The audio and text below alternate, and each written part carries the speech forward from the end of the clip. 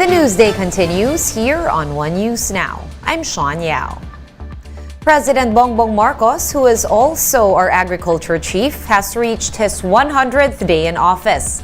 Let's talk about the ups and downs of the agriculture sector under Marcos Jr. with SINAG Chairman Rosendo So. He joins us now via Zoom. Good afternoon, sir. Sir, first off, what do you think is the administration's biggest accomplishment in the agriculture sector in the first 100 days of this administration? So far, Sean, we see the rise still. Inflation is around 2.4%.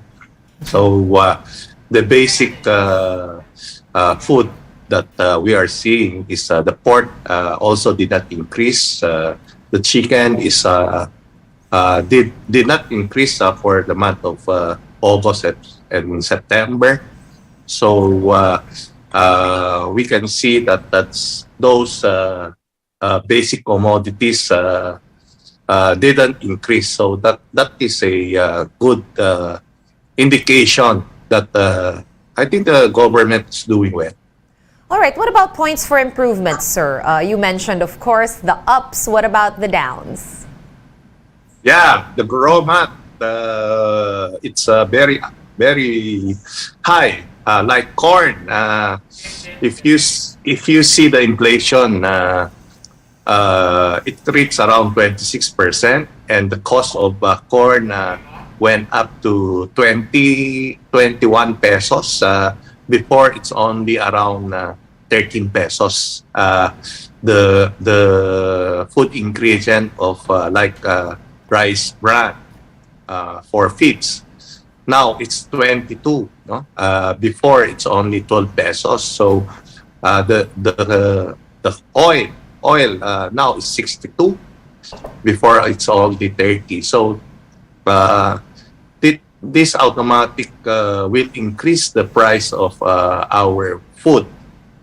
So we think that we have to concentrate on this product so that the food will not go up. All right, let's dig a little deeper into inflation in a bit. But for now, let me mention, of course, one of the biggest, shall we say, fiascos in the first 100 days was the sugar importation mess. This, of course, was one of the biggest problems, at least in the agriculture sector. Were you satisfied with the response of the government on the fiasco?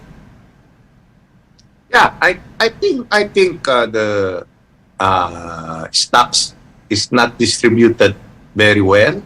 We know there are stocks in the market, but it is not distributed by SRA very well. No? We hope that this month the 150,000 metric tons will come in so that it will stable the price.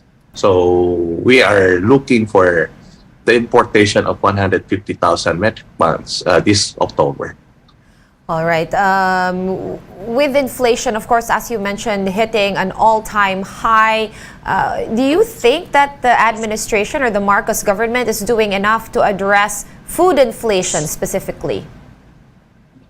Yeah, I think the problem is with fish sector, because our fisher folks cannot go out for fishing because of the crude oil.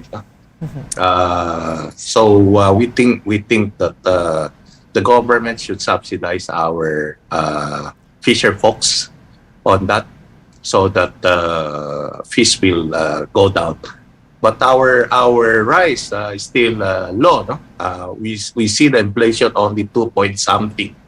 So and the pork meat is around 9, but we can see that there are no much movement of the price of pork and chicken. All right, and of course, a lot of people are divided on this topic. The President, Ferdinand Marcos Jr., asked the Department of Agriculture Secretary, do you also think that it's time to appoint a separate agriculture chief, meaning it won't be the president anymore, but like an agriculture specialist? We don't think that for now. We think that the president, as agricultural secretary, is better. Less corruption inside the DA, and we can see that smuggling is lesser than previous month. So we see a better administration headed by our president, BBM, on the agri sector. All right, and if you had one wish for the agriculture sector, at least to make this wish from the administration, what would it be? Yeah, too much of import. No? We should concentrate. I think the president has announced that he will concentrate on local production. That is a good news, and we see for this year going to next year, the import will be lesser, and we hope that our local production will increase so that our dollar will not go out. Yeah. And how would that be achieved, sir? Local production, of course, to boost local production, what do you think should be the first or immediate steps that should be taken in the short term to achieve this? Yeah, short term, it's hard for the short term, but we think in one and a half years, we could increase our rice production, pork production. I think chicken will be more easier to increase the production and egg. But for rice and pork, we will have around 1 year so that we could recover. All right, thank you so much for your time and insights. SINAG Chairman Rosendo So joining us via Zoom. Thank you, sir. And in other news, Meralco will be implementing lower rates for the month of October. The power distributor announced that the 7 centavo per kilowatt hour cut on power bills this month. This translates to a 15 peso decrease in the electricity bills of households consuming 200 kilowatt hours. The rate comes on the back of lower feed-in tariff allowances and generation charges during the period. The power distributor will also continue to refund customers as ordered by the ERC or Energy Regulatory Commission.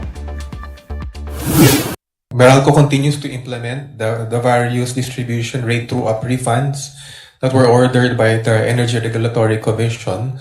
So customers are seeing this as separate line items in their billings, and they will continue to see those refunds until the refunds are completed. One News Now will be pausing for a quick break, but we will be back with more stories after that. Keep it here.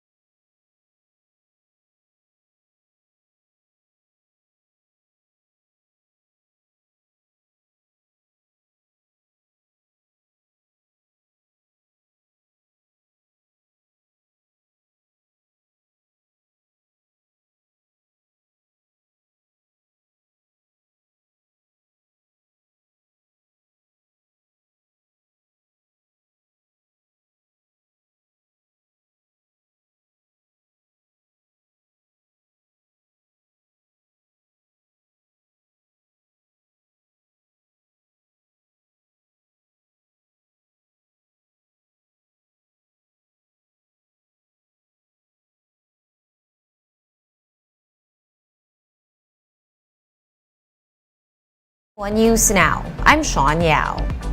Former Senator Laila De Lima appeared before the court one day after she was taken hostage at the PNP Custodial Center in Camp Crame. Let's get more details from Marlene Alcaide, who joins us over the phone from Muntinlupa. Marlene, hi. How is the former Senator Laila De Lima, and How was her drug hearing today? Sean, former Senator Laila de Lima personally defended the bail hearing today in connection to the illegal drug case lodged against her. We saw her immediately proceed inside after arriving. Supporters of the detained former senator were also lined up here, demanding her freedom after more than 5 years in detention.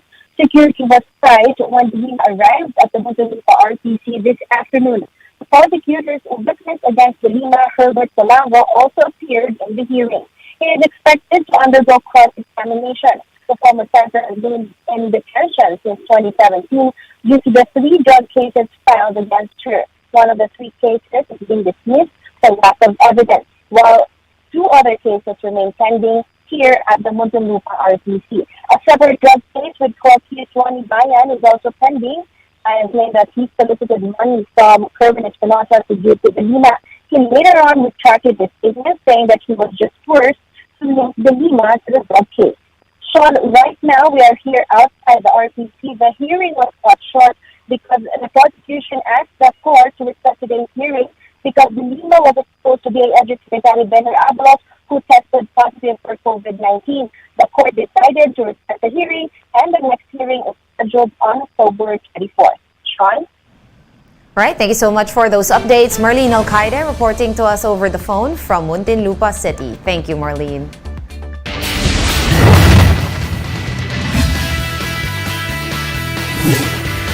The Barangay Ginebra Gin Kings ended the Bay Area Dragons' 4-game winning streak in the PBA Commissioner's Cup, 111-93. Import Justin Brownlee starred for the Gin Kings with 46 points, including 17 in the third quarter, where Ginebra pulled away for good.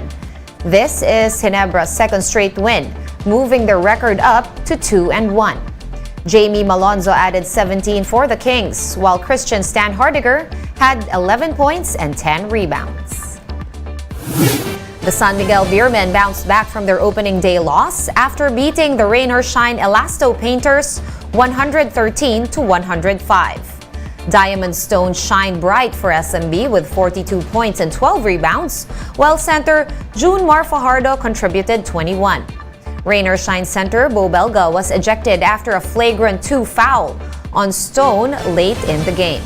Stone, Beerman guard Chris Ross, and Elasto Painters coach Yang Giao were slapped with technical fouls after an altercation. Let's now take a quick look at today's other top stories. President Marcos has signed into law the bill requiring SIM card users to register their information with telcos.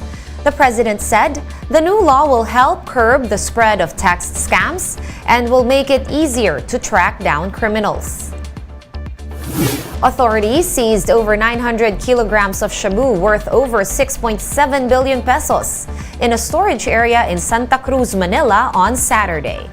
The PNP also arrested a policeman for alleged involvement in the drug operation.